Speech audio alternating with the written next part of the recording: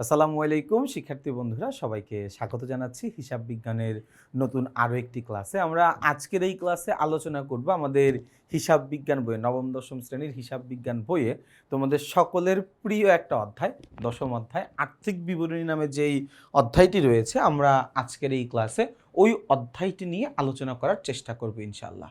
খেয়াল করে দেখো, আমরা দশম অধ্যায়ে আমাদের পাঠ্য বইয়ের যেই সৃজনশীল প্রশ্নগুলো ছিল, সেই সৃজনশীল প্রশ্নের মধ্যে আজকের ক্লাসে আমরা সৃজনশীল নাম্বার 1 নিয়ে কথা বলবো।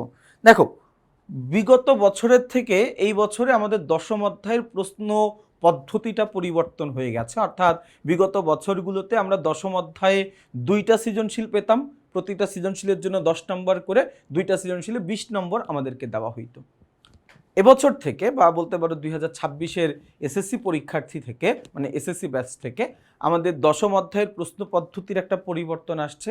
এখন আমাদের দশম অধ্যায়ে একটা সৃজনশীল থাকবে, একটাই উত্তর করতে হবে এবং একটা সৃজনশীলের জন্যই আমরা 20 নম্বর সময় পাবো। অর্থাৎ আমরা এখন যেই প্রশ্নটা সমাধান করছি, এই প্রশ্নের জন্য বোর্ড পরীক্ষাতে ইনশাল্লাহ আমাদের 20 নম্বর বরাদ্দ থাকবে। আচ্ছা, আমরা দেখি কি বলা আছে। দেখো, বলা আছে চট্টগ্রামের বিশ্বাস অডিট ফার্ম এর রেওয়া মিল ও অন্যান্য প্রয়োজনীয় সমন্বয়ের অবলম্বনে 2025 সালের 30 জুন সমাপ্ত বছরে, খেয়াল করে দেখো তারিখটা, খেয়াল করে 2025 সালের 30 জুন সমাপ্ত বছরের বিশদ আয় বিবরণী, মালিকানা সত্ত্বের পরিবর্তন বিবরণী এবং উক্ত তারিখের আর্থিক অবস্থার বিবরণী প্রস্তুত করো। ওকে, ভালো কথা, 30 জুন 2025 তারিখের, তাই না?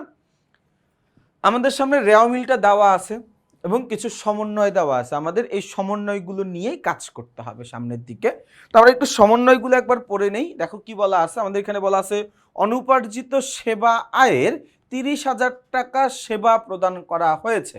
তাহলে প্রত্যেকটা সমন্বয়ের কাজ মনে রাখতে হবে, প্রতিটি সমন্বয়ের কাজ হবে কমপক্ষে 2 বার। প্রতিটি সমন্বয়ের কাজ হবে কমপক্ষে 2 বার। রেওয়া মিলে যে এন্ট্রিগুলো আছে ওইগুলোর কাজ হবে 1 বার।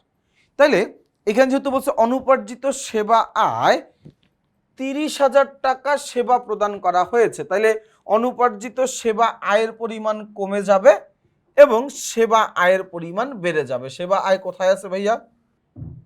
এই তো নিরীক্ষা সেবা আয়। তাহলে সেবা আয়ের পরিমাণটা বেড়ে যাবে, তাই না? আচ্ছা, সেবা আয়ের পরিমাণ বেড়ে যাবে, তার মানে এটাও কি আমার 1 নম্বর সমন্বয়ে আসবে, তাই না? ওকে, গেল এটা। 2 নম্বরে বলেছে 9 মাসের অফিস ভাড়া পরিশোধ। তাহলে অফিস ভাড়ার পাশে আমি লিখে রাখবো 2, কারণ এখানে আমি 9 মাসের ভাড়া পরিশোধ করছি, তাই না? আচ্ছা, এরপর বলেছে নিরীক্ষা কাজ সম্পাদন করা হয়েছে কিন্তু এখনো বিল পাওয়া যায়নি। তার মানে আমি সেবা প্রদান করে ফেলছি, কিন্তু ওই সেবার বিনিময়ে আমার যে টাকা পাওয়ার কথা, অর্থ পাওয়ার কথা, সেটা আমি এখনো পাই নাই, তাই না? আচ্ছা, এটা গেল। 4 নম্বরে বলেছে ফার্মের মালিক ব্যবসায়ের প্রয়োজনে 1 লক্ষ টাকা অতিরিক্ত মূলধন আনয়ন করে। তাইলে আমরা মূলধনের পাশে লিখে রাখবো আর হচ্ছে নগদানের পাশে লিখে রাখবো। এই যে মূলধনের পরিমাণ বাড়ছে এবং মূলধন হিসাবে মালিক কি দিছে? নগদ অর্থ দিছে, এই কারণে আমরা নগদের পাশেও লিখে রাখলাম। আচ্ছা, সমন্বয়গুলো মার্ক করে রাখার উদ্দেশ্য হচ্ছে এইটা, যে আমরা যখন অঙ্কগুলো করব তখন যেন আমরা বুঝতে পারি যে কোন এন্ট্রিটা আসলে কোন জায়গায় যাবে। এই অঙ্কটা করার জন্য তোমরা আসলে 2টা পদ্ধতি অনুসরণ করতে পারো। যেহেতু আমাকে এই প্রশ্নে বিশদ আয় বিবরণী, আর্থিক অবস্থার বিবরণী এবং মালিকানা সত্ত্বের পরিবর্তন বিবরণী, 3টি প্রশ্নই করতে হবে।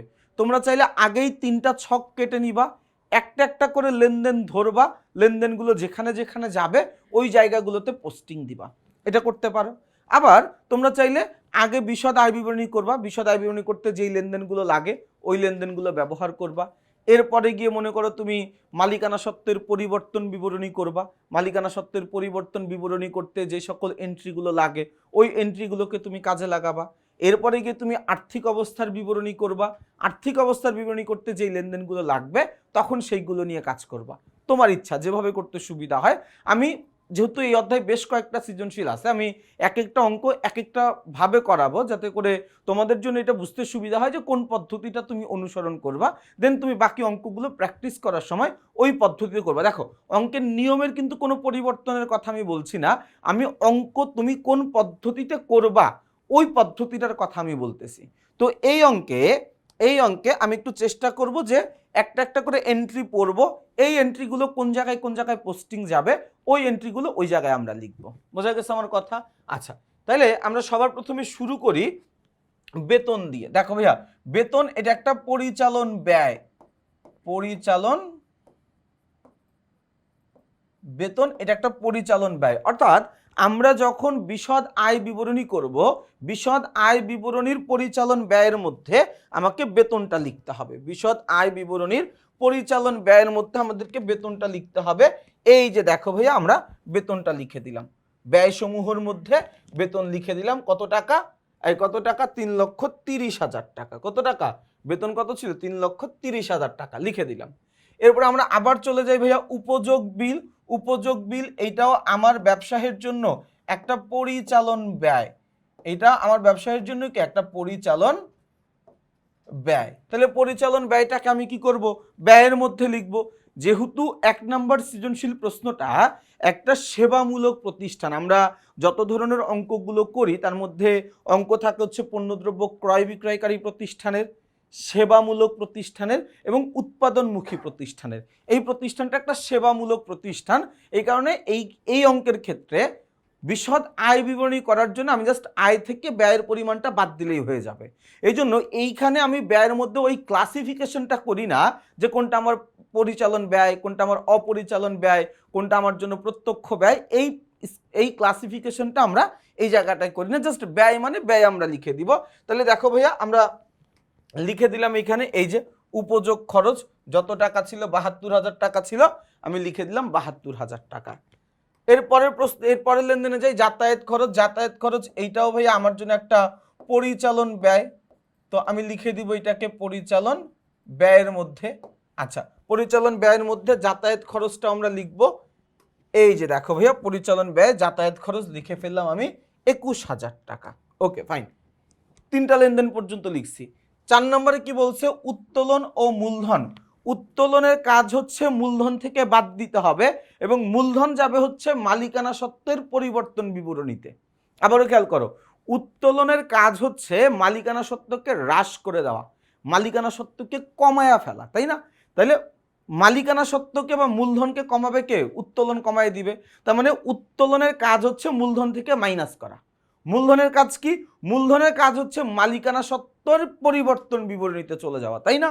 আচ্ছা, মূলধনের সাথে আমরা দেখতেছি 4 নম্বরে একটা সমন্বয় ছিল, বলা আছে ফার্মের মালিক ব্যবসায়ের প্রয়োজনে 1 লক্ষ টাকা মূলধন দিছে। তার মানে এই মূলধনের সাথে আমার আরেকটা এন্ট্রি আছে, সেটা হচ্ছে অতিরিক্ত মূলধন।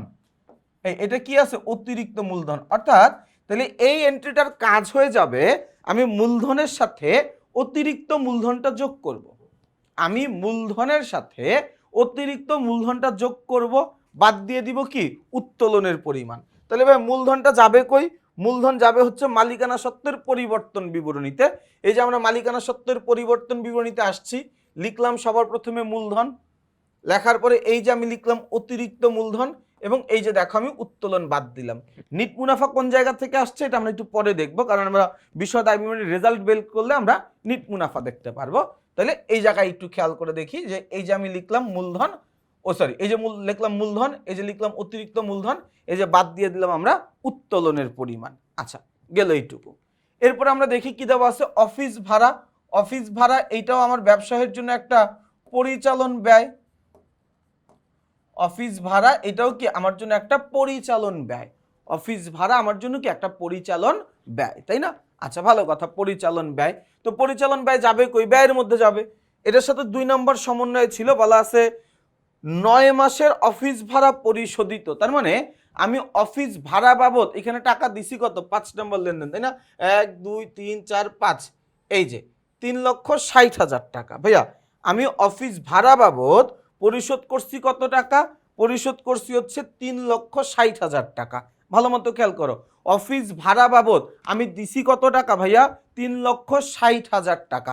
আমাকে সমন্বয়ে বলে দিছে যে অফিস ভাড়া 9 মাসের পরিশোধিত। তার মানে আমাকে বলছে যে ভাইয়া তুমি যে 3,60,000 টাকার ভাড়া দিছো, এই ভাড়াটা মূলত ছিল 9 মাসের। তুমি যে 3,60,000 টাকা ভাড়া দিছো, এই ভাড়াটা ছিল মূলত কয় মাসের? ছিল মূলত 9 মাসের। আমার লাগবে কয় মাস? আমার লাগবে হচ্ছে 1 বছরের। আমরা সবাই জানি 1 বছর সমান সমান 12 মাস। তাহলে আমি কি করব, এই 3,60,000 টাকাকে ভাগ দিব 9 দিয়ে। 3,60,000 টাকাকে আমি 9 দিয়ে ভাগ করলে আমার 1 মাসের টাকা বের হবে। ওইটাকে আমি পরে আবার গুণ করে দিব 12 দিয়ে, তাহলে আমার 1 বছরের টাকা বের হয়ে যাবে, তাই না? তাহলে আমি এখানে বলতে পারি 1 2 3 4 3,60,000 ভাগ হচ্ছে 9 গুণ হচ্ছে 12। তাহলে আমার আসবে কত? এখানে আসবে হচ্ছে 4,80,000 টাকা। এই আসবে কত? 4,80,000 টাকা, তাই না? 4,80,000 টাকার ভাড়া, বাট আমি ভাড়া দিছিলাম কত? ভাড়া দিছিলাম হচ্ছে 3,60,000 টাকা। তার মানে 1,20,000 টাকার ভাড়া বকেয়া আছে। 1,20,000 টাকার ভাড়া আমার কি আছে ভাইয়া? বকেয়া আছে। বকেয়া ভাড়া, খেয়াল করো, বকেয়া ভাড়া। তার মানে এই এন্ট্রিটা একবার আমার ভাড়ার সাথে যোগ করতে হবে। আবার যেহেতু ব্যয়টা বকেয়া আছে, ব্যয়ের বকেয়া হচ্ছে দায়, তাহলে এই দায়টা আমার আবার চলতি দায়ের মধ্যে আর্থিক অবস্থার বিবরণী দায়ের পাশে লিখতে হবে। বারবার খেয়াল করো, সমন্বয়ের কাজ হয় কমপক্ষে 2 বার। তাইলে অফিস ভাড়া যেটা ছিল 3,60,000 টাকা, আমি নর্মালি লিখে দিলাম অফিস ভাড়া 3,60,000 টাকা। রেওয়া মিলের এন্ট্রির কাজ কিন্তু শেষ। কিন্তু আমাকে সমন্বয়ে যেহেতু বলে দিছে যে ভাড়া 9 মাসের দিছি, মানে বাকি 3 মাসের ভাড়া এখনো বকেয়া আছে, তাহলে বাকি 3 মাসের ভাড়া কত? এটা আমি ক্যালকুলেশন করলাম। ক্যালকুলেশন করে বাইর করে দেখলাম 1,20,000 টাকা। তাইলে আমি 3,60,000-এর সাথে 1,20,000 যোগ করলাম, আমার আসলো কত? 4,80,000।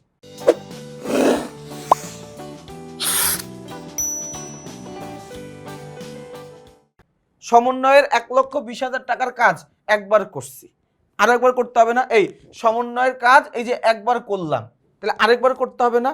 আরেকবার করব হচ্ছে আর্থিক অবস্থার বিবরণীর দায়ের পাশে গিয়ে। আর্থিক অবস্থার বিবরণীর দায়ের পাশে গিয়ে এই যে দেখো বকেয়া অফিস ভাড়া 1,20,000 টাকা, এই যে 2 বার কাজ করলাম। বোঝা গেছে আমার কথাটা? সমন্বয়ের কাজ সবসময় 2 বার করতে হবে ভাইয়া, এতটুকু একটু মাথায় রাখো তোমরা।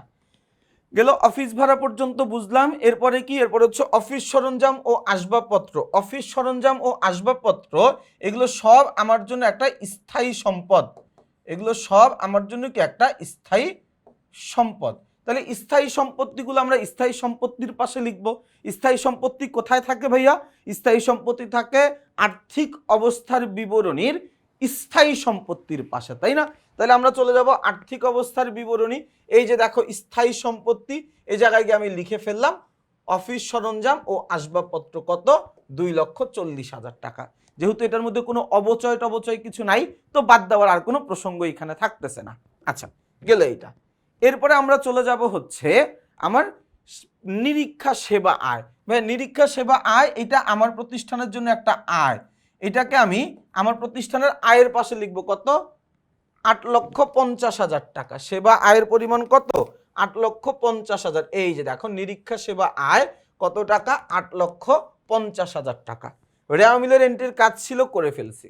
কিন্তু এই সেবা আয়ের সাথে 2টা সমন্বয় আছে। 1 নম্বর একটা সমন্বয় আছে, 3 নম্বরে একটা সমন্বয় আছে। ভাই খেয়াল করো, এই নিরীক্ষা সেবা আয় এটার মধ্যে সমন্বয় আছে কয়টা? 2টা সমন্বয় আছে। 1 নম্বর সমন্বয়, 3 নম্বর সমন্বয়। আমরা 1 নম্বর সমন্বয়টা পড়ি। বলা আছে অনুপার্জিত সেবা আয়ের 30,000 টাকা আদায় হয়েছে। মানে মাঝে মাঝে এমন হয় যে আমাকে কেউ কাজ করার জন্য অগ্রিম টাকা দিয়ে গেছে, বলছে ভাই তুমি কাজ কইরো, টাকাটা দিয়ে গেলাম। তো অগ্রিম আয় এটারই আরেকটা নাম হচ্ছে অনুপার্জিত আয়। মানে আমি এখনো সেবা দেই নাই কিন্তু টাকা পেয়ে গেছি। আমি এখনো সেবা প্রদান করি নাই কিন্তু টাকা পেয়ে গেছি। এই যে আমি এখনো সেবা প্রদান করি নাই কিন্তু টাকা পেয়ে গেলাম, এটা আমার জন্য এক প্রকারের দায় না? তো সেটাই বলতেছে যে আমার অনুপার্জিত সেবা আয় ছিল 48,000 টাকা। কত টাকা? 48,000 টাকা। এই 48,000 টাকার অনুপার্জিত সেবা আয়ের মধ্যে 30,000 টাকার সেবা আমি প্রদান করে ফেলছি। তার মানে ওই দায়টা, অনুপার্জিত সেবা আয় নামে দায়টা আমার আয় নামে অর্জিত হয়ে গেছে। তাহলে আয় নামে অর্জিত হয়ে গেছে মানে কি? আমি আয়ের পরিমাণটা বাড়ায় দিব। এই যে দেখো অর্জিত সেবা আয় কত টাকা? 30,000। তাহলে 5,50,000 আর 30 যোগ করলে 5,80,000। এখন আমি কি বলছিলাম? সমন্বয়ের কাজ করতে হবে কমপক্ষে 2 বার, তাই না? তাহলে একবার কাজ তো আমি করলাম, আয়ের সাথে যোগ করছি। আরেকবার কাজ কি? অনুপার্জিত সেবা আয় নামের দায়ের পরিমাণ ছিল ৪৫,০০০ টাকা। এর মধ্যে যখন ৩০,০০০ টাকার আমি সেবা দিয়ে ফেললাম, তাহলে অনুপার্জিত সেবা আয় নামে দায়ের পরিমাণটা কি কমে যাবে না? এই যে দেখো কমায় দিছি, ৪৮,০০০ টাকা থেকে ৩০,০০০ বাদ দিয়ে দিছি, থাকতেছে কত? ১৮,০০০ টাকা। হইছে? দুইবার কাজ বুঝে পাইছো তো তুমি? ওকে, এরপরের সমন্বয়ে আমরা যাব। এরপরে এই নিরীক্ষা সেবা আয়ের সাথে ৩ নম্বরে একটা সমন্বয় আছে, বলা আছে যে নিরীক্ষা কাজ সম্পাদন করা হয়েছে কিন্তু বিল পাওয়া যায়নি ৫০,০০০ টাকা। দেখো ভাইয়া, দুনিয়াতে ভালো মানুষ খারাপ মানুষ দুইটাই আছে। কিছু কিছু ভালো মানুষ আছে কাজ করার আগেই কি করে, আমাদেরকে টাকা দিয়ে দেয়, যে না বাবা টাকা দিয়ে দিলাম তুমি কাজ করো। আবার কিছু কিছু কিছু অভদ্র লোক আছে যারা কি করে, কাজ শেষ করে ফেলে কিন্তু টাকা দেয় না।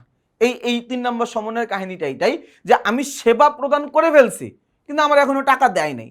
আমি সেবা দিয়ে দিছি তারে, কিন্তু সে এখনো আমারে কি করে নাই, টাকা দেয় নাই। ভাই এখন দেয় নাই, ভবিষ্যতে টাকা দিবে না। তাহলে আমি যেহেতু সেবা দিয়ে ফেলছি, তার মানে এটা আমার জন্য আয় হয়ে গেছে, এটা আয় নামে সংগঠিত হয়ে গেছে, তাহলে আমার আয়ের পরিমাণকে বাড়ায় দিতে হবে। আমি তাহলে এই যে দেখো আয়ের পরিমাণটাকে বাড়ায় দিব, এই যে প্রাপ্য সেবা আয়। প্রাপ্য লিখছি এই কারণে যে ভবিষ্যতে পাবো, প্রাপ্য রিসিভেবল, ইংরেজিতে কি বলি, রিসিভেবল বলি, তাই না? ভবিষ্যতে আমি পাবো। তাহলে ৮,৮০,০০০ আর ৫০,০০০ যোগ করলে কত? ৯,৩০,০০০ টাকা। ওকে, লিখলাম এখানে ৯,৩০,০০০ টাকা, ৯,৩০,০০০ টাকা। এন্ড সমন্বয়ের কাজ হবে কয়বার? কমপক্ষে ২ বার। একবার কাজ করছে, আরেকবার কি করতে হবে? এখন আমাকে টাকা দেয় নাই, ভবিষ্যতে টাকা দিবে। এই যে ভবিষ্যতে আমি কারো কাছ থেকে টাকা পাবো, এটা আমার জন্য একটা সম্পদ, এটা আমার জন্য একটা চলতি সম্পদ, তাই না? এই যে দেখো আমরা চলতি সম্পত্তির পাশে আসছি, এসে প্রাপ্য হিসাব তো আগে থেকেই ছিল একটা, ওই প্রাপ্য হিসাবের সাথে আমি প্রাপ্য নিরীক্ষা ফির টাকাটা ৫০,০০০ টাকা অ্যাড করেছি। মানে আগেও এমন অনেক ব্যক্তি ছিল যাদের কাছ থেকে আমি টাকা পাইতাম, টাকা দেয় নাই আমাকে, তো এখন আরো নতুন আরেকজন এরকম ভদ্রলোক যোগ হইলো যে আমাকে এখনো টাকা দেয় নাই, তো আমি দেনাদার বা প্রাপ্য হিসাবের সাথে এই ৫০,০০০ টাকা যোগ করে দেখায় দিব। বোঝা গেছে কথাটা? এরপরের এন্ট্রিতে আমরা যাব। এরপরে কি দেখো, পেশাগত বই, একজন উকিলের জন্য তার পেশাগত বই, এটা তার জন্য একটা সম্পদ, তাহলে এটা আমার জন্য একটা স্থায়ী সম্পদ। একজন উকিলের জন্য পেশাগত বই একটা সম্পদ, তাই না? তাহলে পেশাগত বই আমরা এটাকে সম্পত্তি পাশে লিখে দিব, এই যে পেশাগত বই সম্পত্তি পাশে লিখে দিলাম ২,২০,০০০ টাকা। ওকে ফাইন, লেখা হয়ে গেল এটা। এরপরের লেনদেনে আসি। দেখো বলা আছে ১০% বিনিয়োগ, এবং বিনিয়োগটা আমরা করছি কবে? ১/৭/২০২৪, মানে জুলাই মাসের ২০২৪ সালের জুলাই মাসের ১ তারিখে, ২০২৪ সালের জুলাই মাসের ১ তারিখে আমি বিনিয়োগ করছি। এই বিনিয়োগ থেকে আমার ১০% সুদ পাওয়ার কথা। দেখো যখন রেওয়া মিলের কোনো এন্ট্রির গায়ে কোনো তারিখ দেওয়া থাকবে, কোনো পার্সেন্টেজ চিহ্ন দেওয়া থাকবে, কোনো শতকরা চিহ্ন দেওয়া থাকবে, এই চিহ্নগুলো দেওয়া আছে মানে ওইটা নিজে নিজেই একটা সমন্বয়। রেওয়া মিলের কোনো এন্ট্রির গায়ে তারিখ দেওয়া আছে, রেওয়া মিলের কোনো এন্ট্রির গায়ে কোনো ভগ্নাংশ দেওয়া, কোনো মাসের নাম লেখা, কোনো পার্সেন্টেজ দেওয়া, মানে এক্সট্রা যেই কথাগুলো থাকে আর কি, এরকম কিছু থাকা মানেই ওইটা নিজে নিজে একটা সমন্বয়। যেমন এই জায়গায় দেখো প্রথম কথা হচ্ছে বিনিয়োগ। বিনিয়োগের কাজ কি? আমার সম্পত্তির পাশে বসবে। দেখো আমি বিনিয়োগটাকে এই যে সম্পত্তির পাশে বসাই দিলাম, কত টাকা? ৭,৫০,০০০ টাকা বসাই দিয়েছি, শেষ। বিনিয়োগ নিয়ে কিন্তু ঝামেলা হয় নাই। ঝামেলা হচ্ছে এই জায়গায় তারিখটা আর এই জায়গায় পার্সেন্টেজটা। আমার অঙ্ক শেষ কবে? জুলাই মাসের ২৫ তারিখ, তাই না? জুলাই মানে জুন মাসের জুন ২০২৫ সালে শেষ আমার। আমি বিনিয়োগ করছি কবে? জুলাই ২০২৪-এ। তাহলে July, August, September, October, November, December, জানুয়ারি, ফেব্রুয়ারি, মার্চ, এপ্রিল, মে, জুন, কয় মাস ব্যবহার করছি? ১২ মাস। আবার দেখো ২০২৪ সালের জুলাই মাসের ১ তারিখে বিনিয়োগ করছি, তাহলে ২০২৪ সালের July, August, September, October, November, December, ২০২৫ সালের জানুয়ারি, ফেব্রুয়ারি, মার্চ, এপ্রিল, মে, জুন, মোট কয় মাস বিনিয়োগটা ছিল? মানে আমি অঙ্ক করার আগ পর্যন্ত বিনিয়োগটা হয়ে আছে কয় মাস হইছে?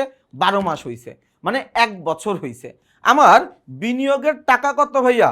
আমার বিনিয়োগের টাকা হচ্ছে ৭,৫০,০০০ টাকা। এই ৭,৫০,০০০ টাকার উপরে, এই ৭,৫০,০০০ টাকার উপরে আমাকে ১০% সুদ দিতে হবে।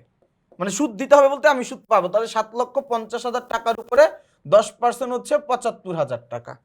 এই বিনিয়োগটার উপরে আমার ৭৫,০০০ টাকার সুদ পাওয়ার কথা, কারণ আমাকে বলে দিচ্ছে আমি বিনিয়োগটা করছি 10% বিনিয়োগ সুদে, 10% সুদ পাওয়ার কথা। ৭,৫০,০০০ টাকা 10% ৭৫,০০০ টাকা। আমারে তুমি দেখাও রেওয়া মিলের কোনো জায়গায় আমি কি সুদ পাইছি এই কথা আমার বলা আছে? রেওয়া মিলের কোনো জায়গাতে আমি যে এই সুদটা পাইছি এই কথা কি বলা আছে? এই কথা বলা নাই। তার মানে আমি সুদটা পাই নাই। তার মানে এই সুদের টাকা, ভাইয়া খেয়াল করো, এই সুদের পুরো টাকাটাই আমার জন্য বকেয়া আছে, অথবা এই সুদের পুরো টাকাটা আমার জন্য অনাদায়ী আছে, মানে আমি এখনো আদায় করতে পারি নাই। এই সুদের পুরো টাকাটাই আমার জন্য এখন পর্যন্ত বকেয়া আছে বা অনাদায়ী আছে, মানে আমি এটা এখনো আদায় করতে পারি নাই ভাইয়া, আমি আদায় করতে পারি নাই। তাহলে আদায় করতে পারি নাই মানে কি? প্রথম কথা, এটা তো আমার জন্য একটা আয়, তাই না? বিনিয়োগের সুদ আমার জন্য একটা আয়। তাহলে সবার প্রথমে আমি এটাকে আয়ের পাশে লিখে দিব, সবার প্রথমে এটাকে আমরা আয়ের পাশে লিখে দিব। এই যে দেখো আয়, বিনিয়োগের সুদ 10% কত টাকা? ৭৫,০০০ টাকা লিখে দিছি। দ্বিতীয় কথা হচ্ছে আমি কি আয় হয়েছে? এখনো হয় নাই। কি আছে? বকেয়া আছে। আয়ের বকেয়া সম্পদ, তাহলে আমি সম্পত্তির পাশে গিয়ে লিখে দিব, সম্পত্তির পাশে গিয়ে আমি লিখে দিব যে আমি বিনিয়োগের সুদ পাই নাই। এই সম্পত্তির পাশে গিয়ে আমি লিখে দিব কি? আমি বিনিয়োগের সুদ পাই নাই। এই সম্পত্তির পাশে কি লিখে দিব গিয়ে? সম্পত্তির পাশে গিয়ে আমি লিখে দিব বিনিয়োগের সুদ পাইনি। এই যে দেখো ৭৫,০০০ টাকা, এটার নাম হচ্ছে বিনিয়োগের বকেয়া সুদ বা বিনিয়োগের অনাদায়ী সুদ, যেটাই লেখো না কেন দুইটা যে কোনো একটা লিখলেই হয়ে যাচ্ছে। তাহলে লিখে দিলাম এখানে কত? ৭৫,০০০ টাকা। ওকে, তাহলে আবারও একটু খেয়াল করে দেখো ভাইয়া, এই 10% দেওয়ার কারণে এখানে একটা সমন্বয় সৃষ্টি হয়েছে। এই 10%-এর কারণে এখানে একটা সমন্বয় সৃষ্টি হয়েছে এবং সমন্বয়ের কাজটাই আমরা করছি। একবার আয়ের পাশে গিয়ে লিখছি 10% বিনিয়োগের সুদ একটা আয়, আয়ের পাশে গিয়ে লিখছি। আরেকবার কি করছি, যেহেতু সুদটা আমি পাই নাই এখানে সুদটা বকেয়া আছে, এজন্য বকেয়া বিনিয়োগের সুদ একটা সম্পদ, সম্পত্তির পাশে লিখে দিছি। আচ্ছা, এরপরে দেখো, এরপরে আমাদেরকে কি বলা আছে ভাইয়া? সাধারণ সঞ্চিতি। সাধারণ সঞ্চিতির কাজ একটাই, সেটা হচ্ছে আমার মালিকানা সত্ত্বের সাথে এটাকে যোগ করে দিতে হয়। তাহলে আমি কি করব? আমার মালিকানা সত্ত্ব পরিবর্তন বিবরণীতে গিয়ে এই যে দেখো সাধারণ সঞ্চিতিটা আমরা যোগ করে দিলাম, ঠিক আছে? আচ্ছা, এরপরের লেনদেনটায় আমরা যাব। এরপরের এন্ট্রিতে কি বলা আছে ভাইয়া? এরপরের এন্ট্রিতে বলা আছে প্রাপ্য হিসাব। ভাইয়া প্রাপ্য হিসাব এটা আমার জন্য একটা চলতি সম্পদ। প্রাপ্য হিসাব এটা আমার জন্য কি? এটা আমার জন্য একটা চলতি সম্পদ। প্রাপ্য হিসাবকে আমি চলতি সম্পত্তি পাশে গিয়ে লিখব। তাহলে আমি চলে যাচ্ছি আমার চলতি সম্পত্তির পাশে গিয়ে এই যে দেখো আমি লিখে দিলাম প্রাপ্য হিসাব। লিখে দিলাম কি? প্রাপ্য হিসাব। ওকে, এরপরের লেনদেনে যাব। বলা আছে অগ্রিম অফিস খরচাবলী। ভাইয়া অফিস খরচ এটা আমার জন্য একটা পরিচালন ব্যয়, কিন্তু যেহেতু আমাকে বলে দিছে অগ্রিম অফিস খরচ, তার মানে কি আমার এই অফিস খরচটা অগ্রিম আছে, আমার এই অফিস খরচের টাকাটা কি আছে ভাইয়া?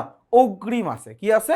অগ্রিম আছে, তাই না? তাহলে অগ্রিম অফিস খরচ এটা ব্যয়ের অগ্রিম হওয়ার কারণে এটাও কিন্তু আমার জন্য একটা সম্পদ হয়ে গেল এবং এই সম্পত্তির নামও হচ্ছে চলতি সম্পদ। এই সম্পত্তির নামও কি? চলতি সম্পদ। তাহলে আমরা চলে যাব চলতি সম্পত্তিতে গিয়ে এই যে দেখো লিখে ফেললাম অগ্রিম অফিস খরচ। কি লিখলাম ভাইয়া? অগ্রিম অফিস খরচ, তাই না? আচ্ছা, এই পর্যন্ত আমরা লিখলাম। এরপরে আমরা চলে যাব, দেখো দেওয়া আছে হাতে নগদ ও ব্যাংক জমা। হাতে নগদ ও ব্যাংক জমার সাথে একটা সমন্বয় ছিল। 4 নম্বর সমন্বয় বলছে যে ফার্মের মালিক ব্যবসায়ের প্রয়োজনে 1 লক্ষ টাকার অতিরিক্ত মূলধন ব্যবসায়ে আনেন। তাহলে মালিক যদি ব্যবসায়ে মূলধন দেয়, মালিকের তো মূলধন বাড়বেই। মালিক মূলধন হিসাবে কি দিয়েছে? নগদ অর্থ দিয়েছে।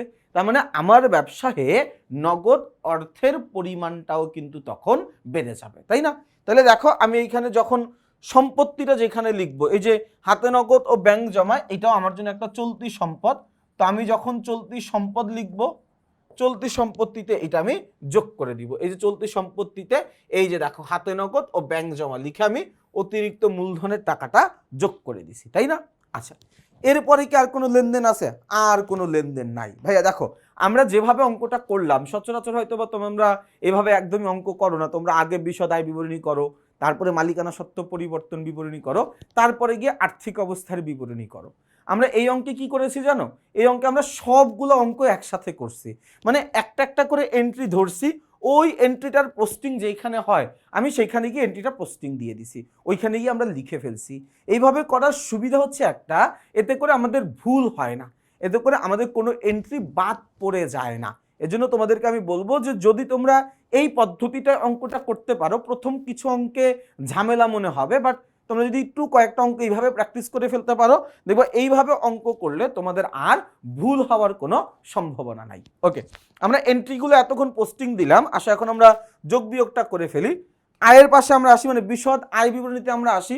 আমাদের সেবা আয়ের পরিমাণ আমরা বের করছিলাম কত, 9,30,000, আর বিনিয়োগের সুদ ছিল 75,000, যোগ করলে আমরা পাই কত, যোগ করলে আমরা পাই হচ্ছে 10,05,000 টাকা। 10,05,000 টাকা এটা আমার জন্য নিট আয় বলতে পারি, এটা আমার জন্য কি নিট আয়। নিট আয় থেকে আমরা ব্যয়ের পরিমাণ বাদ দিব, এই যে দেখো সবগুলো ব্যয়ের পরিমাণ যদি যোগ করি তাহলে এখানে চলে আসে 9,03,000 টাকা। 10,05,000 টাকা থেকে 9,03,000 টাকা বাদ দিলে আমার থাকে কত, 1,02,000 টাকা। কত থাকে, 1,02,000 টাকা। যেহেতু আয়ের চাইতে ব্যয়ের পরিমাণটা কম ভাইয়া, যেহেতু আয়ের তুলনায় ব্যয়ের পরিমাণ কম, বা একদম পরিষ্কারভাবে বললে আমার আয়ের পরিমাণটা বেশি এবং ব্যয়ের পরিমাণটা হচ্ছে কম, যদি এইরকম কোনো কিছু হয় তাহলে সেটাকে আমরা বলবো হচ্ছে নিট মুনাফা, বা এইখানে আমরা চাইলে বলতে পারি আয় উদ্ধৃত্ত। কি বলতে পারি, আয় উদ্ধৃত্ত। যেহেতু এখানে আমার আয়ের পরিমাণটা বেশি, ব্যয়ের পরিমাণটা কম হয়েছে, তাহলে আয় উদ্ধৃত্ত বা নিট লাভ। নিট লাভের ছোট একটা কাজ আছে, সেটা হচ্ছে মালিকানা সত্ত্ব পরিবর্তন বিবরণীতে গিয়ে মূলধনের পরিমাণকে বাড়ায় দেয়। নিট মুনাফার কাজ হচ্ছে মালিকের মূলধনের পরিমাণকে বাড়ানো, নিট ক্ষতির কাজ হচ্ছে মালিকের মূলধনের পরিমাণকে কমানো। তো যেহেতু আমার নিট মুনাফা হয়েছে, তো এই নিট মুনাফার টাকাটাই আমি আবার মালিকানা সত্ত্ব পরিবর্তন বিবরণীতে গিয়ে যোগ করে দেখায় দিব, তাই না? তাহলে দেখো ভাইয়া, মূলধন, মূলধনের সাথে যোগ করব অতিরিক্ত মূলধন, যোগ করব নিট মুনাফা। আমার এখানে আসলো কত, 16,52,000। এখান থেকে আমি বাদ দিব উত্তোলন 1,80,000, বাদ দিলে আমার আসতেছে কত, 14,72,000 টাকা। 14,72,000 টাকার সাথে সাধারণ সঞ্চিতি 1 লক্ষ টাকা যোগ করব, তাহলে আমার এখানে আসবে হচ্ছে 15,72,000 টাকা। এবং এটা হচ্ছে আমার সমাপনী মালিকানা সত্ত্ব। সমাপনী মালিকানা সত্ত্বটা আবার আমার নিচে লাগবে, মানে একদম শেষের দিকে গিয়ে এটা আমার লাগবে। কত টাকা ছিল ভাইয়া, এই যে দেখো 15,72,000 টাকা সমাপনী মালিকানা সত্ত্ব। আমরা সম্পত্তিগুলো সব যোগ করব ভাইয়া। আমার চলতি সম্পত্তি, এই যে স্থায়ী সম্পত্তি ছিল, আমার সব চলতি সম্পত্তি ছিল মিলে 5 লক্ষ টাকা। তো এগুলো সব যখন যোগ করব আমার আসবে কত, আসবে হচ্ছে 17,10,000 টাকা। এটা হচ্ছে আমার মোট সম্পদ। এবং আর্থিক অবস্থার বিবরণীতে সম্পদ এবং দায় ও মালিকানা সত্ত্ব এই দুইটা পাশ সমান হইতে হয়, অর্থাৎ সম্পদ যত টাকা হবে দায় ও মালিকানা সত্ত্ব মিলে তত টাকা হইতে হবে। তাহলে আমার সম্পত্তি সবগুলো যোগ করে আমি দেখলাম আসে হচ্ছে 17,10,000 টাকা। এই 17,10,000 টাকার সাথে আমি আমার সমাপনী মালিকানা সত্ত্ব এবং বাকি জিনিসগুলো আমরা যোগ করে দিব, যেই চলতি দায় আর স্থায়ী দায় আছে, যোগ করে দিলে দেখো দায়ের পাশেও কত আসে, 17,10,000 টাকা আসে। তাহলে দেখো এটাই ছিল কি আমাদের 1 নম্বর সৃজনশীল প্রশ্নের ক্লাসটি। আমি জানি তোমাদের অনেকের কাছে এই প্রশ্নের ক্লাসটি একটু কঠিন মনে হতে পারে। আসলে এই চ্যাপ্টারগুলো মানে আর্থিক বিবরণী যে চ্যাপ্টারটা, এটা তুলনামূলক একটু কঠিন। এই কারণে আমি তোমাদের সবাইকে বলবো আমাদের এই অধ্যায়ের বেসিক সেকশনের প্রত্যেকটা ক্লাস তোমরা করবা, 2বার 3বার করে করবা। প্রত্যেকটা সমন্বয় আমি আলাদা আলাদা ভাগ করে দিয়েছি, কোনটা কি ধরনের সমন্বয়, ওই সমন্বয়গুলো একটু মনোযোগ দিয়ে করবা, করে তারপরে ছকটা মুখস্থ করে এসে যখন অঙ্কটা করবা তখন অনেকটাই সহজ মনে হবে। এখন যতটা কঠিন মনে হইল তার চাইতে অনেক বেশি সহজ মনে হবে। কিন্তু বেসিক না করে একদম যদি তুমি সৃজনশীলে চলে আসো ভাইয়া, কিচ্ছু বুঝতে পারবা না এবং তোমার কাছে এই ক্লাসটা অনেক বেশি কঠিন মনে হবে এবং এই চ্যাপ্টারটাই পরে তুমি আর অ্যান্সার করতে চাইবা না। বাট এই অধ্যায় থেকে 20 নম্বরের একটা সৃজনশীল আসবে, যে কারণে এই অধ্যায়টাকে আমরা বাদ দিয়ে দিব বা স্কিপ করে যাব, সেই সুযোগটা কিন্তু আমাদের হাতে এখন আর নাই। তো সবাইকে শুভকামনা জানিয়ে আমি আমার আজকের এই ক্লাসটি এখানেই শেষ করছি। সবাই ভালো থাকবা, সুস্থ থাকবা, আমার জন্য বেশি করে দোয়া করবা। আসসালামু আলাইকুম।